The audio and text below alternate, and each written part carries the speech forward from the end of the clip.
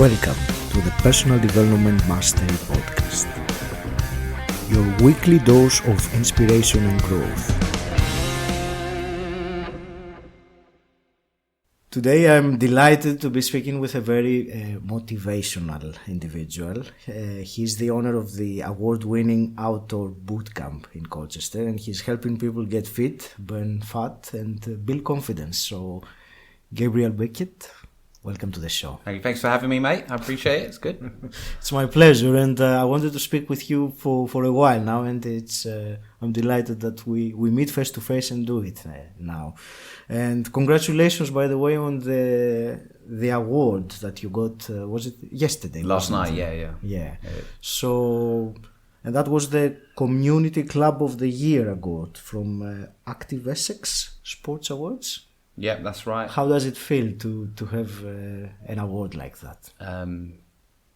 It's a really humbling experience. There was a lot of nominations, over 700 nominations, and to be nominated and win that award is incredible. Yeah, I feel like really honoured, and I couldn't have done it without my friends and members that helped supported me over the year and a half.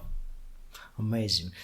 Gabriel, I want to start this conversation by sharing some of your personal story, because I know there is a very powerful story you have. So going from a very low position emotionally and physically, from what I understand, to being where you are now with the bootcamp, getting awards, inspiring people and helping them to change their life, not just physically but also their mindset. So do you want to share some of the elements of your story before that rock bottom moment that you have? So tell us how you were before. Yeah, so it's a long story, but I try to give you like the express Okay. because there's so many parts to it. It's not like a gradual, because people only see the successes now. They only see like what I'm winning now, the amount of members I have, what money I'm earning, external successes. But it's from years of like challenges. I was bullied at school from a very young age, which affected my confidence. My parents left when I was very young, so I developed like abandonment issues, which then built up insecurities in myself, in relationships, with friendships. So, and in fact, that's how I got into exercise at a young age, was because I was bullied at school and I wanted to build up a bit of confidence. I wanted to build up some muscles so that people wouldn't pick on me. So at a young age, I was bullied. I was made to feel worthless at school, and I failed all my GCSEs. And then through personal development and wanting to be the best version of myself, I was like, I want to be a personal trainer. So I was getting beat up on a Friday night, being a security guard. It was all like working night work, so I had no social life, and I just used to game all the time. And I fell into personal development, and I said, I watched an ET video on YouTube, and I just changed my life. I said, you know what, I'm going to do something I'm passionate about. I want to help people. I see personal trainers out there, and I know I could do a better job than them, or at least similar. So I invested everything that I had, all my money. I quit my job like 2 months later to pursue personal training. How long ago was that? That was 6 years ago. Okay. 6 years ago. And because of the passion, because I wanted to be the best at what I do, I gained a lot of success quite quickly. It's not being a personal trainer is really hard in the industry. You have to do a lot of things for free. I had to learn about marketing, sales, but because I was so passionate about it, and I'm not the most knowledgeable trainer, but because I'm the most passionate and I care so much about who I train, I think that propelled my successes. So I worked with a company, and I managed to like grow a really good franchise with this company, 3 sites across Essex. With that also, I managed to have my own gym as well. So life was really good. I had my house, I had my girlfriend, my son was a year old. I was earning really good money. I was on top of my game. Life is just amazing at this point. Okay. But then I found myself really unhappy. Really unhappy. And because of what happened to me growing up with deep-rooted insecurities, lack of confidence. This is just all external stuff. This is like external happiness. I'd never dealt with the internal happiness of who I am inside. Am I morally a good person? Am I doing things for the right reason? It was all just about chasing money, and then because I loved what I was doing, life was great, but I wasn't happy. I was in a relationship just because I wanted to be in a relationship. Okay. I was growing numbers just because I was, growing numbers. So I got quite consumed on the sales and marketing side of personal development, but none of the internal stuff about deep-rooted issues and dealing with, because it's just easier to run away from those issues. Then I found myself really unhappy in the relationship, and I had like an epiphany. I was like, what? I like my son is going to grow up in a really unhappy relationship. He's going to grow up with parents that don't love each other. So I left that relationship, which was like the catalyst of what everything from that point just spiraled out of control. Okay. Before you go to that, the spiraling out of control, what caused that epiphany that you said? Was there any particular reason, that epiphany, that you don't want your son to grow in the... I think it took up a few months. So where, there was less contact with me and my partner at the time. I was really unhappy. I was finding myself like not wanting to get home. Okay. And I was just with my son one time, and I just realised, he's going to grow up in an unloving relationship. Because I didn't have my parents growing up, I was like, I don't want that for my son. Yeah. I don't want that for my son. I want him to grow up. Even if we're separated, I want him to have a mum that's happy. She might not be with me, but he's happy and she's in a loving relationship. And I'm happy with someone who actually I want to be with. And then he can grow up with, like, in love. So he's always been a really big motivator in my life. Because my dad left when I was quite young. I was like, when I was 4 or 5, and I was like, I don't want my son to live that lifestyle because of the issues it's caused me, not having a father figure growing up. I don't want him to grow up in that environment. I want him to grow up with love, because it will just deal with a lot of insecurities, And you were saying that things started spiraling down quickly. Correct, like it just went absolutely out of control. So I was using, so when I ended the relationship, I was using women to like fill this void, this pain, just to sleep around, just to deal with this pain, to hide away from the fact that, you've just broken up with someone, you're trying to hide that heart. It doesn't matter who breaks up with anyone. A breakup's a breakup. With that person 4.5 years, you're going to be heartbroken. You're going to miss your son. I went from seeing my boy every single day to now everything was every other day or like on the weekends. And and it just spiraled. So it went from like me leaving that relationship to me being kicked out of the house in a week. So I was homeless. So I was living in my office. I was still paying like the mortgage on that. I was still paying child maintenance. The gym that I had, so I stopped with the franchises with my old business because I was going to pursue the gym full time. That ended really badly with my business partner, so he took the whole business away from me. So I didn't get paid for like 2 months. So 2 months of no income from that gym. I stopped with with the franchises, so no money from that.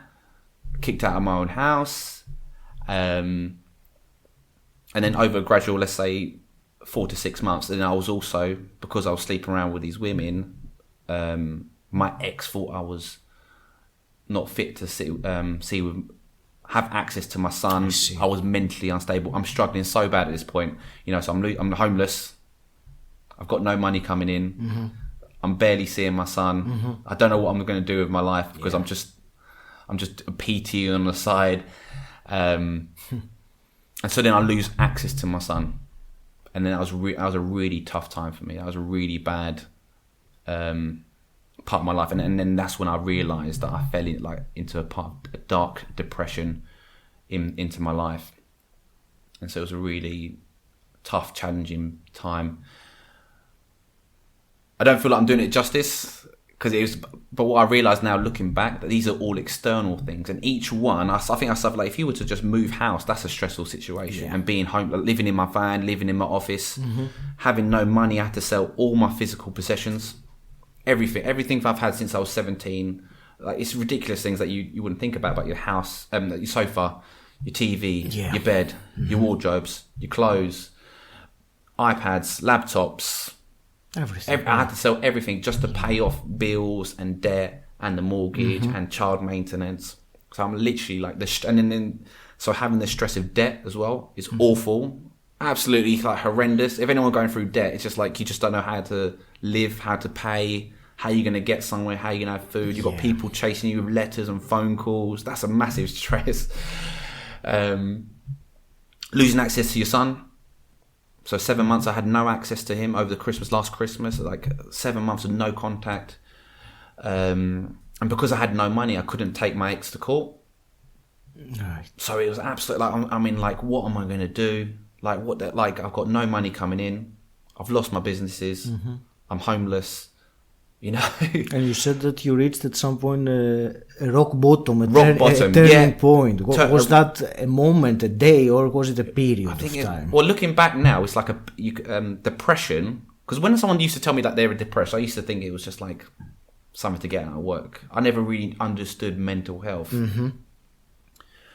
until I experienced it myself. And it's a gradual thing. Looking back now, I can see where the signs are. So it's like sleeping all day, not taking care of yourself, not wanting to get out of bed, not showering, not socialising, isolating myself, things that make me have no training, emotional eating, takeaways every night, drinking alcohol. I only socially drink, but I was drinking alcohol every night because it was easy just to hide away, like then face the problems of paying off money, debt.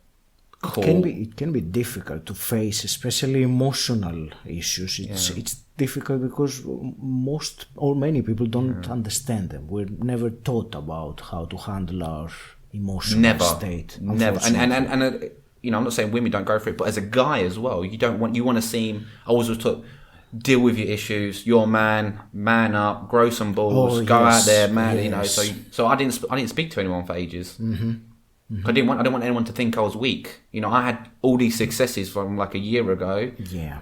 Oh well, I used to not maybe arrogant about it, but I used to be, I'm going to dominate. I'm going to be the best. Look at me now. I've got a gym. You can follow your dreams. You know, and I was trying to motivate people in that sense. And now I went from losing everything. All my confidence was rooted on that, not internal confidence. So then I felt like a loser. I felt like, and then I remember going through a time where I felt my son would be better off without me, because why would he want a dad like who's got no money, who's you know, just renting a room, who's got, you know, he's massive amounts of debt. He's not, you know, I thought he would live a better life than having me in his life. It only shows how bad your emotional state emotional if you're state feeling awful, like that. Yeah. So how did that turn around then? What did you do? Well, it's a gradual thing. So it got to this day. I remember this day, and I'm sitting there, and it's a lack of. So I remember. So I moved to Colchester. I was running the boot camp. This is the first few months of starting the boot camp. Okay. And I cancelled the sessions for a few days. I'm saying, I'm sorry guys, I'm going to take a few days off. And I remember just sitting there in my room, and I said, I'm going to take my life. I said, this is it, too much. I remember sitting there writing letters. So I wrote a letter to my ex, apologising for everything, all the pain that I put her through, and sorry for everything. And I remember writing a letter to my son, and I wrote him like, I'm so sorry, you know, for being this person, and that you're not going to see growing up, and I love you so much, and I'm pouring my heart out in this letter, and I'm just, you know, and I'm writing like scenarios like, oh, I really like, I'm sorry I won't be there for your wedding. I'm sorry I won't be there for when you have kids and stuff, and I hope that you can forgive me when you're old and stuff. So I'm not in this massive emotional state. Even thinking about it, I can feel myself like getting all like this. And I had the knife in my hand. So I had a knife in my hand in my bedroom, and then you could literally just flip a coin. You could literally just like, I could be like, and it's weird to look back at it now, because I could like not be here. I could just like, I was seconds away from just, you know what, the pain is too much, heartbreak. I felt like the loneliest person in the world. No one loves me. No one cares about me. Everything will be better off. I can't deal with the stress of not having anything, no Like, I can't afford to do anything. No friends. I felt like I had no friends. No one's going to love me. Who's going to love someone like me? Yeah. I'm not seeing my son. You know, he's probably forgotten about me now. It's been 7 months. He's only young. He's like a year and a half. But fortunately, I managed to cry myself to sleep. So I was sleeping in bed, crying to sleep. And I also thought about my housemate as well. Like, you know what? I don't want her to come back, you know, and find me all blood everywhere and dead on, you know, in a spare room and stuff. So I was thinking, oh God, I don't want to do it for her. But I'm lucky. Unfortunately, I fell asleep. I woke up and then I was in a different emotional state. Okay. Then I realised I needed emergency help. Like emergency help. Like, if I didn't know it was depression. I just thought I was feeling a little bit like just sad and crying all the time, just like.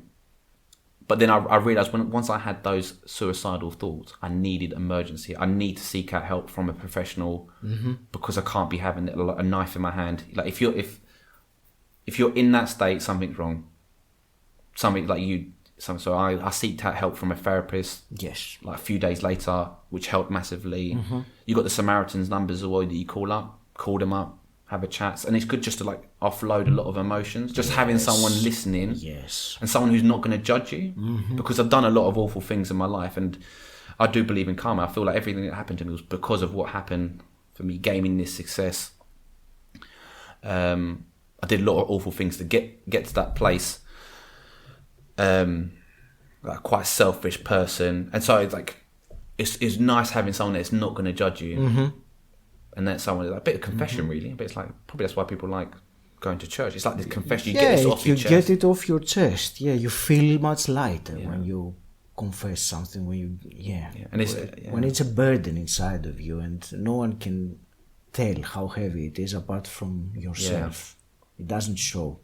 That's what it felt like, a massive burden. So I had so just offloading to this therapist was a massive turning point in my life. Like realizing that I needed help emotionally, to know that I'm only human, that these struggles are normal, and that took a period of a few months. But from that, so a therapist or counsellor, they will help manage those emotions for you, but then they also teach you how to manage your emotions yourself, which I've never been taught how to manage my emotions. I just like, if I get angry, I get angry. If I feel insecure about something, I just let them, I deal with my emotions and my actions and stuff. If I'm really happy, I'll do crazy different things, like, and I'm going to buy loads of stuff because I'm really happy, and I've got a bonus, so I'm going to spend all my money on stuff. So you're in an emotional state. But I learned through therapy and counselling like how to manage emotions, and that was the turning point in my life. And then so it was realising all my happiness was based on external things. So for all those years, I depended on, I was going to be happy when I had my gym, when I was having these successful bootcamp sites, when I was in a relationship, my son, all that money, you know, how I looked, you know, that's all external success, external validation. So when I'm a house, and when I lost everything, all of it, all 4 or 5 of them in like a space of 2-3 months. Yes. No wonder I fell into like a massive depression, and I felt like nothing was worth. And you know what? It's not. I think many people have the same associations with happiness. It's all external things. 100%, they think that they will be happy when they get the job, when they get the house, when they get the girl, the boy, whatever it is, something external. And we live our life chasing from one thing to the other, because once we get the car, then we want the next thing. You'll never be happy. The next thing, and then the next thing. You'll never be happy. You'll never be happy. Like never. This. And when you realize that happiness comes from within you, and you can be happy if you choose to be happy, because it's an emotion you can create yourself, then the external things will follow. But the external things can give you some sense of happiness which is very transient. It won't last. It's not the deep fulfillment. That can only come from inside. Yes, 100%. Yeah, I completely agree with that. Yeah. It's so when I learn and I train myself, like, right, these are my weaknesses, my insecurities, my external happiness is. I realised what my issues were, and I just dealt with them, which is a really scary thing to do. That's really scary, to like open up your heart to a therapist or anyone and just say, right, this is what I need help with.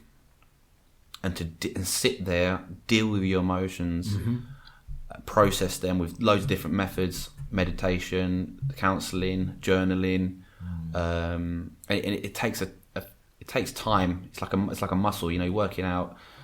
First few times, you're not going to like it. It's uncomfortable. I'd never really like a meditation, but after a few months, I love it.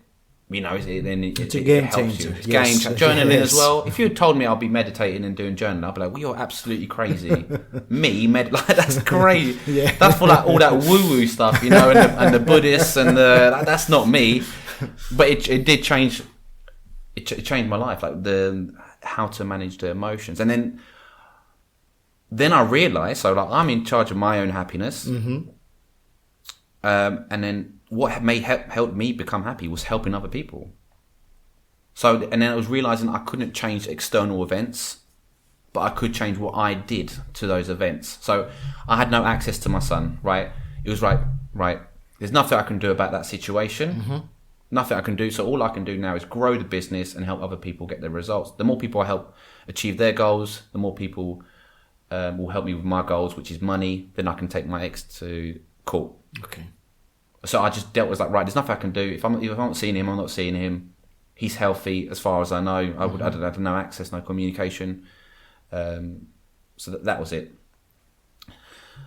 And that is what spiraled over the last year and a half, is just helping other people, like raising money for mental. Then I realised, well, oh God, if I'm going through this, loneliness, depression, lack of confidence and insecurities, you know, there are other people out there. There must be. Oh, yes. There must be, and then you see it on social media, everyone's happy, everyone's living life, but everyone's in happy relationships, and I know that's not true. So I wanted to build a community of people where they can. I know if I go straight into people and say, oh, you got to meditate, you got to read books, you got to go for walks, look after your nutrition, they're not going to listen to me, because being positive is a really like unpopular thing.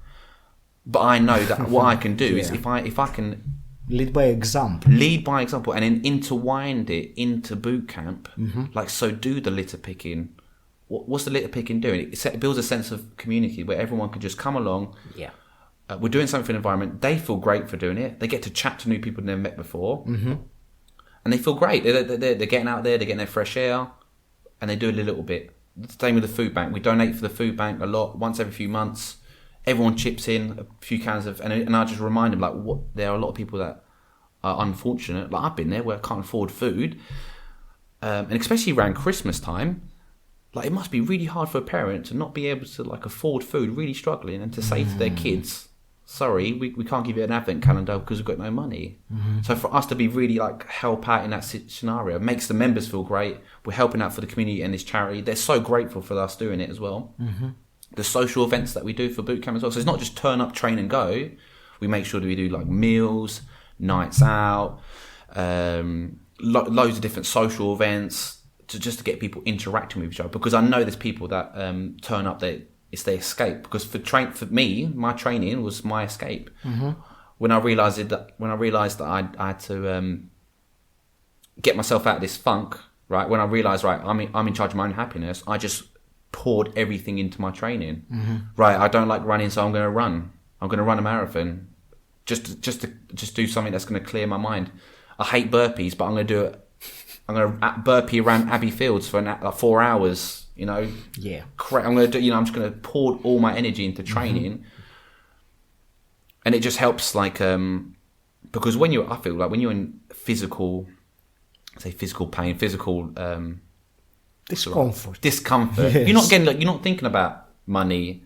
You ain't thinking about, you know, little silly things that you overthink about, and loneliness. You're just thinking about, I need to just finish this 10-mile run, this 20-mile run. When's it going to stop? So it was like my therapy. Being like physically active was my therapy to like, oh, right, I want to keep it. And I've become obsessed with it, and I loved it. And I want to, so I know the power of physical activity. And so I want to show that in the community with my members, promote it throughout Colchester. I have a big goal of helping 1,000 people. Like we have over 100 members at bootcamp. Say that again, the goal? Help 1,000 people in Colchester get fit, active, build more confidence. Awesome. So that's my big end goal. And if I don't reach it, it doesn't really matter. It's the goal's there. I'm 1/10 of the way there. And I think just having that mindset is really helped grow the business. From when I came to like, I want to dominate and I want to put everyone out of business and I just want to be the best. It's gone from that competitive mindset to more, I just want to help people. And just that switch, just from helping people, has made me more successful in that because I don't. For me now, because I've lost everything, I lost everything. Like money's not a big motivator for me now. It's because I know what it's like to live in a van. I know what it's like to sleep on a mattress in my office, a blow up bed. You know, I know what it's like to not have my son. Yes. But helping other people is that really lights me up. And seeing people build friendships and seeing people like build their confidence to leave toxic relationships or do a job they love. Or if I was to inspire them or other people to inspire, oh wow, that person's lost 4 stone and now they're in a relationship. Or this person couldn't run to the roundabout, now they're running 5Ks, 10Ks, a marathon. That's what really buzzes me. That's what really gets me going because that's what changed my life.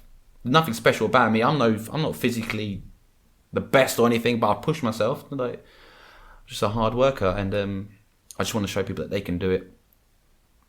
And so, and it's through that message of just being positive, through exercise, helping others, helping the community, helping yourself. Really has really changed everything for me. And so like now I still have to pinch myself. Because you know, it's nice having these awards and stuff, but it's even nicer to think how far I've come from this time last year. Like with the knife in my hand, with the letters written out to my son and my ex. Yeah. To having absolutely nothing, apart from a dream that maybe I can make something of myself. Maybe I can rebuild my life. Maybe I am someone. But I wouldn't change any of it. I wouldn't change one thing because it led me down this path of seeking out internal happiness, like, and seeking out, for me now, success isn't based on external things, it's all based on me. Like, I don't need someone, I don't need a relationship now to make me happy. You know, I can deal with loneliness. Like, loneliness is awful, like, really, really bad. It's like, you just, you know, you might see on like social media, like, oh, Gab's doing loads of social events, he's out all the time with friends, dates and this and that. But really, like, suffering massive amounts of loneliness. That you can be in a big, massive group of people. People can be messaging you all the time or meeting up, but you can still feel lonely. You can still feel like you're worthless. And yes, and just sitting there on your own. But I made it into a strength. I was like, you know what? I'm going to turn this loneliness into something, into my best friend. Right, let's go gym. Let's do some rock climbing. Let's go for a run. Let's listen to a podcast. Let's educate, read a book. I've made it into like, right, I'm okay to be in my own company, sitting there on my own, writing my thoughts out. It's a good emotion. I know how to control my emotions now. And you know, it was something you said earlier that when you were earlier on, when you had the success, the money, the boot camps, the gym, you were afraid to show what was going on inside because a man has to show in a certain way that they look in a certain way. You have to, we're not, as men, we're not expected sometimes by the society to express our weak side. But we are humans as well. Yeah. We have weaknesses. And what you do now by sharing this story, by becoming vulnerable and sharing these things, I think that for me is much more inspiring than looking at someone's successes only, which many people can't relate to. Because I don't know, some people might understand what I'm saying, that especially with social media, what's going on, people tend to post the highlights, the good times that definitely. They have. But it's not like that. So if you just focus on the successes, the highlights, and you think that that's how people live their life, and what's wrong with me because I have my low moments as well, but that is wrong. For me, it's more inspiring when you hear someone's weaknesses, vulnerabilities, and how they can get over that, rather than looking at an end product or even a fake image. And I've fallen for that. You know, we live in a social media age. Yeah. We live in a social media age where I'd only post my successes and me being in fantastic shape and me and my loving relationship and my everything's so good for me and I'm so happy and I'm so positive and confident. Yeah. And I was basing my ego and my on social media likes and comments and being popular. Yeah. The fake book. Fake 100%. And again, from deep-rooted insecurities. Deep-rooted insecurities. But I had to lose everything to appreciate, like, there's a quote I love, it's you only free when you've lost everything. I think it's like that. Or you're only free to do anything when you've lost everything. And because I had literally lost everything, I could rebuild the person that I wanted to be in life. And now because I understood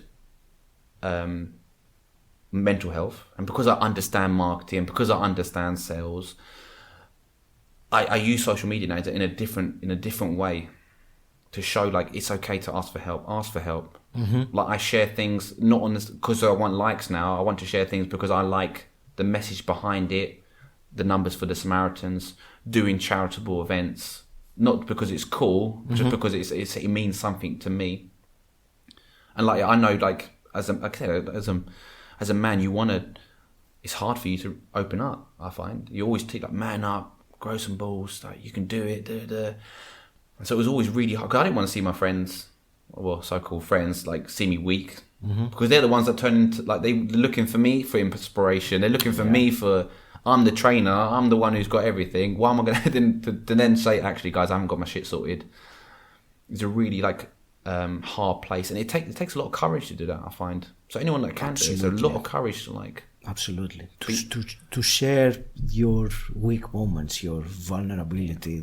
But that's really this authenticity is what for me is more inspiring rather than anything else. Just have to get rid of all ego, all everything. Like it doesn't really matter because at the end of the day, nothing does matter anyways. And so and it's like because everyone wants. I think it's built into us. We always want people to like us.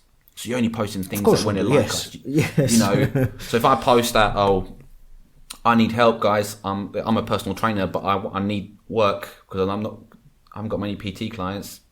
I'm a cleaner. I don't want people seeing that, you know. But it's only when you're in that vulnerable state you can ask for help. And then when you ask for, I do believe if you ask for help, people out there are going to help you. Yes.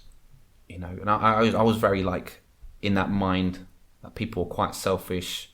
People aren't going to, because I was like that. So I was just portraying in the world what I saw in myself. People are selfish. People don't really care. But what I found was like there are people out there that I've not even met that were helping me out, messaging me every night, calling me, making sure I was okay. It's everything, just that emotional support from complete strangers that don't even know me.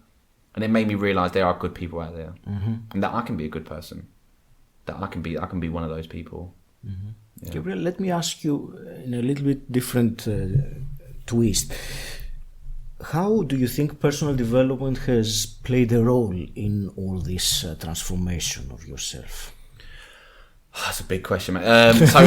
So personal development changed my life. So I was a security guard doing security work, and then I watched an Eric Thomas video, and it got me all motivated. I sold my Xbox, and I was like, I'm going to be a personal trainer, and it helped push me to become a better person. I thought there was more in life. I could achieve more in life rather than living in this matrix of have a job, live for the weekends, get your girlfriend house, retire when you're 60, 70. It just blew my mind that there was another world out there where you could do something that you absolutely love, you're passionate about it, and you can do it while earning money. So it was a really good, and I was learning all this information about facing fear. So I was facing all my fears. I built up a lot of confidence from like doing public speaking, bungee jumps, fear of heights. I was doing everything to like better myself, consuming books and podcasts from Tony Robbins, Les Brown, Eric Thomas, Rob Moore, like anyone and everyone, Grant Cardone, Gary Vee, absolutely transformed. I was like, oh my God, what's this world about? It just changed everything about me. So that will help with, I find, but I think it depends on where you are in your life. So, but I only took like the money aspect of it. I only took the marketing aspect of it. I only took like the external aspect of it. And it's only in the last, I'll say, 5 to 6 months. There's also another part of personal development with like the internal personal development. Yes, of course. Which and that I find, I wish I'd learned that when I was a teenager, and I can't stop, like, because that is really what makes me happy now. The stoicism stuff, the internal happiness stuff, like forgiveness, letting go, Buddhism. I'm not a Buddhist, but I love the concept of Buddhism and like how to manage your attachments and attachments to things and letting go and being present in the moment. Because like, you know, when you're suffering depression, you're thinking about the past. I'm thinking about all these things I used to have. Or if I have anxiety, it's because I'm thinking about the future. Oh, I want this house. I want to live this and that. But when you really come down to it, what really makes like, and because I've hit rock bottom, like, what do we really need to make us happy? You know, food, warm bed, my son's healthy, I'm in great, you know, I'm in good healthy shape, you know, I have access to good people, you know, I don't live in a third world country where I'm getting bombed or someone's going to mug me or kill me or I'm fearing for my life. We've got free healthcare. If you were to strip all the external things, actually life is really, really good, you know. And because I've been to rock bottom, it's not even, it's scary at the time, but I know I can overcome it now with this mindset. So I really love that side of personal development. But I would, if anyone was to get into it, I'll say like, yes, external successes are good for whatever personal reasons that you have, but then also make sure that you deal with those insecurities, those deep-rooted issues that everyone has. Everyone's like insecurities about themselves, or they don't think they're worthy enough, or confidence. Yes. For me, that is like, all that stuff is more important now because I feel like I'm catching up. I feel like I'm catching up on all that stuff that I should have learned when I was like I know exactly much what younger. you mean because I'm in a similar journey. I wish I had delved into the personal development stuff when I was a teenager or in my 20s. But well, it's better late than never. One other thing I wanted to ask you is I've noticed how you keep on pushing yourself out of your comfort zone by doing things that you haven't done before, like the public speaking, for example, or you were doing that courage over comfort challenge. So tell us about that, why you do that, and what you have gained by pushing yourself constantly out of your comfort zone. I think, so I was like, back to when I was a teenager, I was such a loser. I was overweight, I had no friends, I was bullied at school. I was just so out of touch of everything. I didn't know how to speak to anyone, had no friends. I remember like being scared to pick up the phone to order a takeaway from my parents or taxi or anything, like pure fear. Real like real just like a complete loser, and I mean that in the nicest sense. Like, I was just completely I was just nothing. I felt like nothing. But I realised the more that you push yourself outside your comfort zone, I can't remember what book this was or what, but the more I pushed myself, the more confidence I gained in myself. Absolutely. The more I developed my self-esteem. So the more I'm scared to talk to people, or I'm scared to talk to girls, the more I pushed myself to speak to girls, the more confident I became around girls. You know, there's no other way to get confident, is there? No, it's by you doing what you don't want to do. 100%. Even as a trainer, you can be qualified as a trainer, but still lack confidence. The more confident I got was like pushing myself in those uncomfortable situations, like boot camp scenario. Training 1-to-1 person is hard. But now imagine training 30 people, 40 people. I've trained up to 50 people in one go. Oh, wow. Boom, boom, boom. 50 people all listening. You have to grow into that. Yes. And that's what built up a lot of confidence. So if I feel like, so I'm very in tune now with my emotions. If I feel like I don't want to do something, I have to do it. So I see like fear as an arrow of things that I need to do. So if I'm scared of heights, that's it. I'm doing height work. Go clip and climb, climbing, bungee jump, skydiving, boom, I have to do it. If I fear public speaking, I need to head towards public speaking, boom, boom. If I have a limiting belief in my head about what I physically can do, I hate running, I don't want to run, boom, sign up to a marathon. Now I have to run, now I have to do it, regardless if I can do it or not. And then when you do that, you build up a lot of confidence in yourself. Like I said, now my happiness is internal. Like I need to make myself happy, so I push myself. And then you can't overthink about stuff. Where I suffer with a really overthinking mind, when you're put in those situations of fear, you're not thinking about money. You're not thinking about that person bitching about you. You ain't thinking about all these little silly things because you're so engrossed into like overcoming this thing of like, say, public speaking. You know, so I have a fear of public speaking, and I spoke to the council. You did a public speech recently, haven't you? Yeah. Okay. So I was doing. Was that your first one?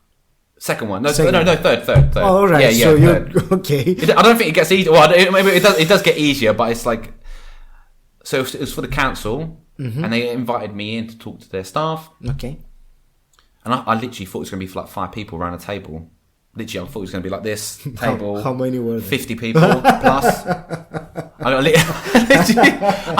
So I'm going in real chill. I'm really casual. I'm really and I walk in. It's like, and they welcome me at the door. Thanks, guys, for coming in. By the way, it's a bit more than what we expected. I was like, well, how many more expected? I'll open the door. Open the door, and then there's 50 people, and they're all like, it's like a big classroom hall thing, and they're all waiting for me to. All right. And I'm like, oh my god, like my heart's pounding and my heart's pumping, and it's just, but I was like, right, I'm gonna have to do it. And then if you speak from your heart, I find it's like, if I try to pretend, if I try to be like Eric Thomas, or I try to be like Grant Cardone, or something that I'm not, it's just going to bring off a different vibe.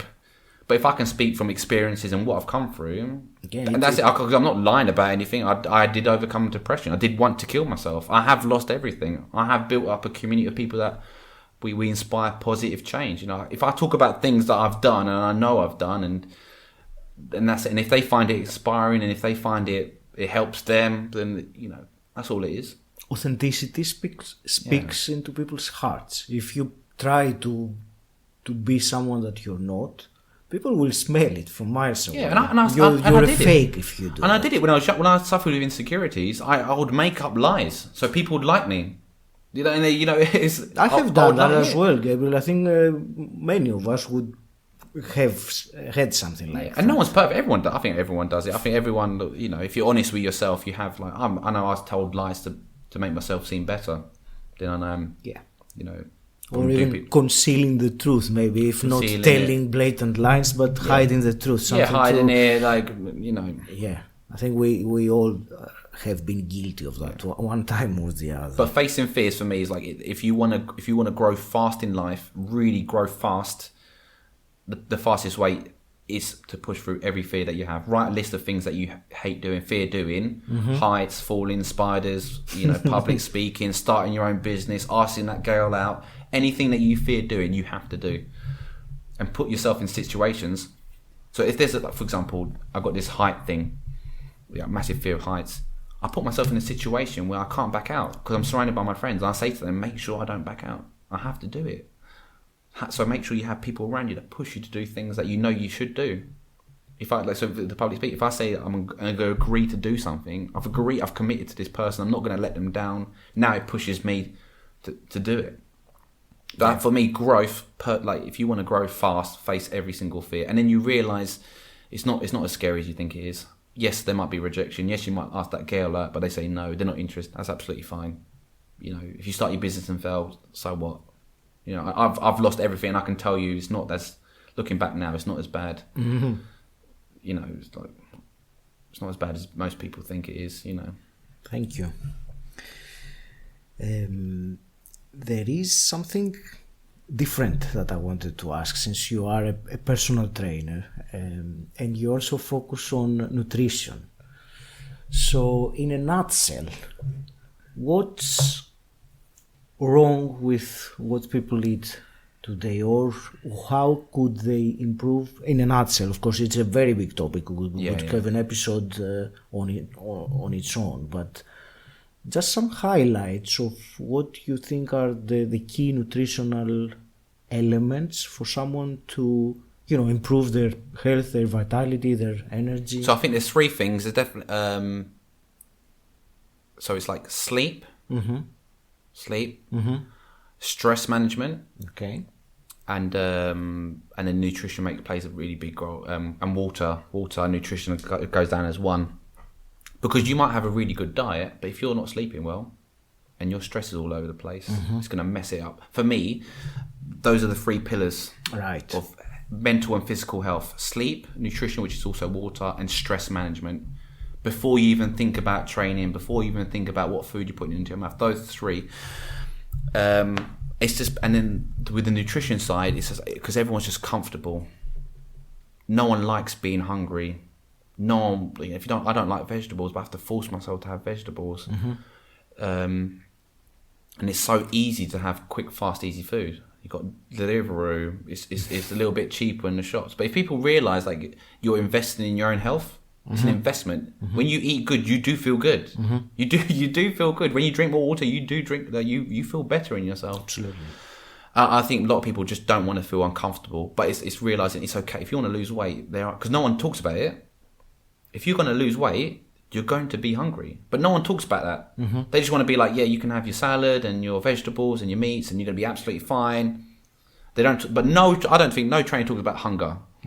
It's okay to be hungry, and if you've got fat to lose, and if you can grip and you've got fat to lose, it's okay. You're not going to die, and that's another uncomfortable situation to be in. But you will develop a really good, strong mindset and discipline with that. The kids that are in Africa, in South America, and they haven't eaten for days, they're the hungry ones. Just because you've gone a week without having a pizza, you ain't going to die. You ain't going to. That was one of the biggest changing points, like learning that it's okay to be hungry. Do you do any fasting?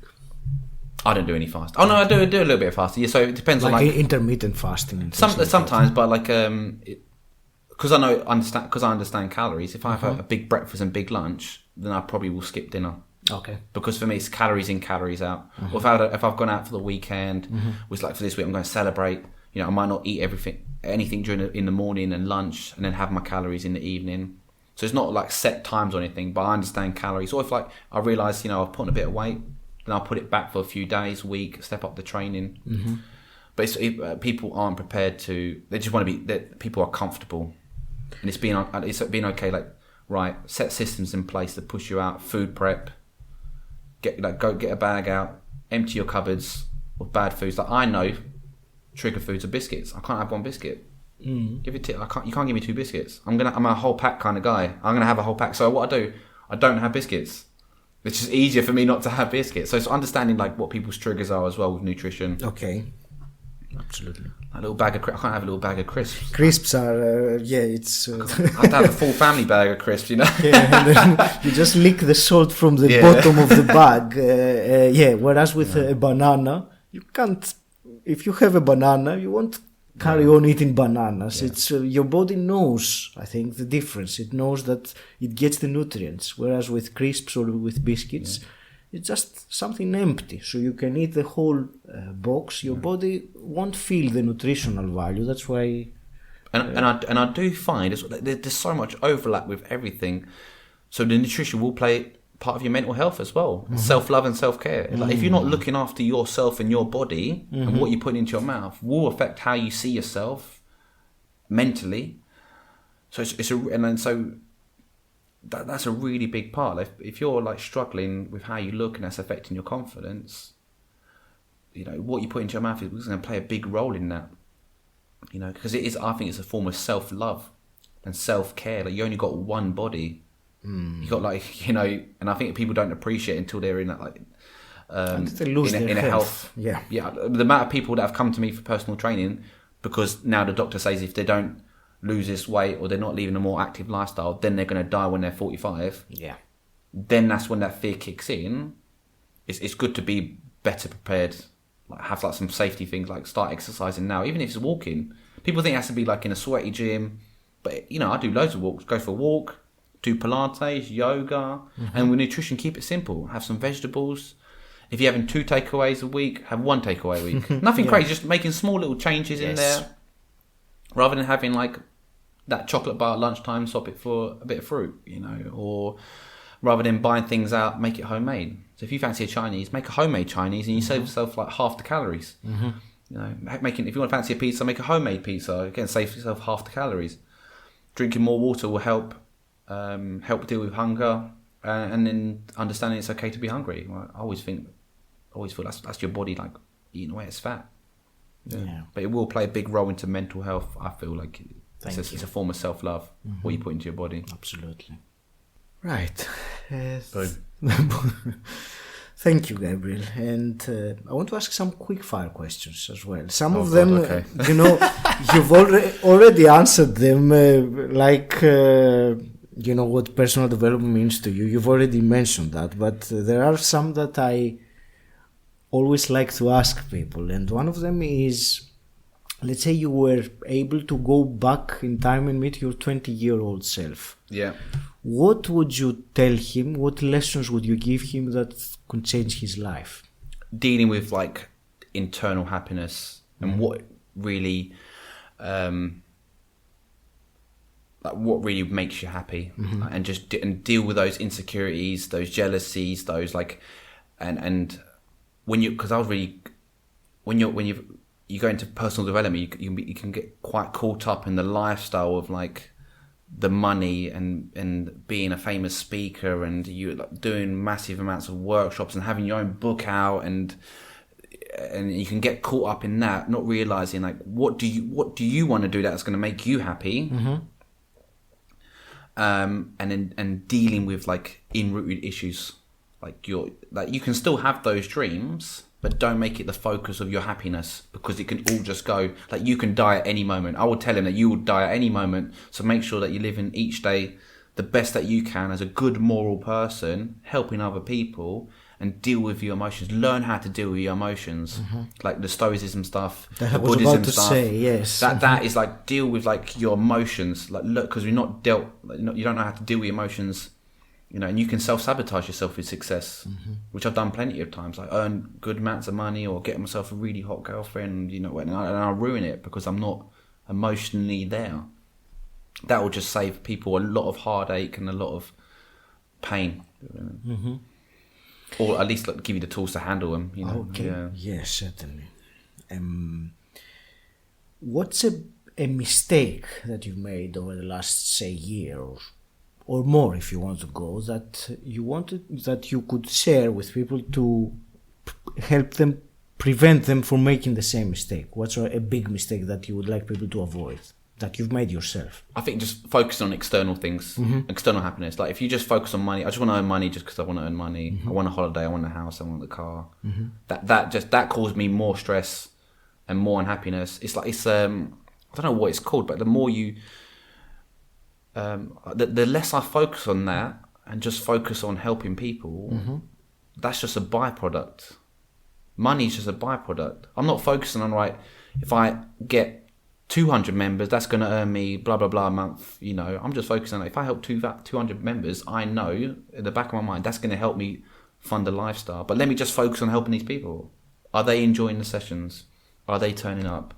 Am I doing the best job that I can do? And that's, so that's all that's the biggest mistake, was just focusing on money, focusing on being, because I was like trying to grab a relationship because I was dealing with loneliness, not actually dealing with the loneliness. I'm just covering it up with someone who could just give me part-time, emotional support.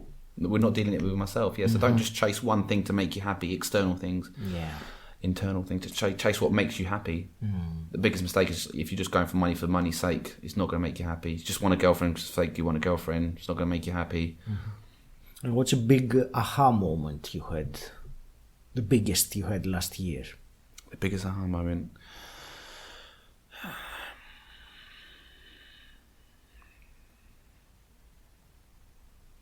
I think it's just like get into this like the Stoicism stuff. Like I know I'm repeating the same thing again, but it's like I'm in charge of my life. That was like I'm in charge of my emotions, and I'm in control of my actions, and everything else I don't worry about. My stress levels are like almost nil now for the last 2-3 months. Because I just focus on what I can do, and then forget about everything else. I can't control members cancelling. I can't control people bitching about me. I can't control if someone likes me or not. Or, all these... I can't control if my van breaks down. All I can control is what I'm in control of. Can I maintain my van? Yes. Am I doing the best service I can at bootcamp? Am I looking after my health? Am I reading? Am I doing my journaling, meditation? Am I eating healthy? And then if I just focus on that saved me so much stress. That was the biggest aha moment for me. It was just like Just focus on what you can control. You are in control of everything, your actions, and then forget everything else. Thank you. Yes. Forget everything else, because that's what's causing people stress. They're thinking about the future. They're thinking about people like them. Forget all that. And that was like, that changed my life. That was a really big aha moment for me as well. And one more. If you had a magic wand and you could change something in the world as it is today, what would you change? Oh man, that's a hard one.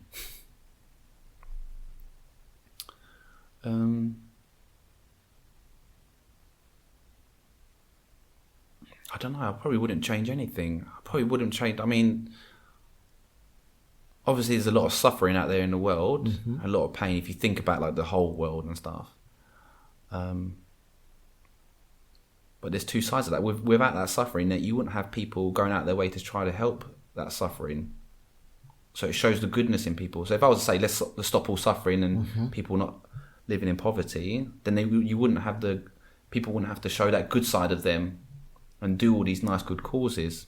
Maybe I would just like people just to maybe just live more true to themselves, more like if they're really passionate about something, just to give them a little bit of courage to just do it and try it. And if it fails, it fails, and it's okay. It's okay to fail. It's okay to lose everything. It's okay to like. I'd like to give people just this like, because sometimes I just want to shake someone. Like I see the potential in someone. I just want to shake them. I'm like, what are you doing? So wake up. Yeah. Wake up, come on, you can do it. You can, if you want to be a photographer, do it. Come on, you can just do it. And so just to give people a little bit more confidence in themselves, a little bit more courage. But then we're all doing that anyways. Like if I just live my life to the best I can, maybe that will inspire that person to be like, give them that little boost. If everyone was to do it, they'd be like, these people are doing it. Maybe I should give it a go. Yeah, I think a little bit like, that's probably what I'll do. Brilliant, thank you. And Gabriel, how can people find out more about you? How can they connect with you? Well, I've only got a business account on Facebook, Instagram, so Colchester Bootcamp. They can follow me on there, or they can add me on Facebook, Gabriel Beckett. But that's all it really at the moment. I try to keep everything private-ish, but I don't want to put. But next year I'll push a bit more with some speaking stuff. So the bootcamp is in Abbeyfields in Colchester. That's right. You run it every day, don't you? Monday to Saturday. Monday to Saturday. Yes, every day. Okay. Yeah. So they can turn up, talk to me, come along for a training session. Definitely. I'm different in a bootcamp session than I am here. A bit more meaner out there. I think you must. You wanted this, more burpees. Mindset, baby, mindset. That's what I say. Uncomfort, seek it. So I say, like, seek discomfort, more burpees. So, yeah, good. Brilliant. Thank you very much. Thank you for having me. For the interview. Thank you for and I believe it's your first podcast interview. First podcast, yeah. I'm honored to be the one doing that interview, and something tells me that you're going to do much more in the future. So. Thanks again. I wish you all the best and all the best. You've been great. Thank you. Thank you very much. Thank you very much for listening. Please take a moment to subscribe, rate and review this podcast on iTunes, Spotify or Stitcher. And until next time, stand out, don't fit in.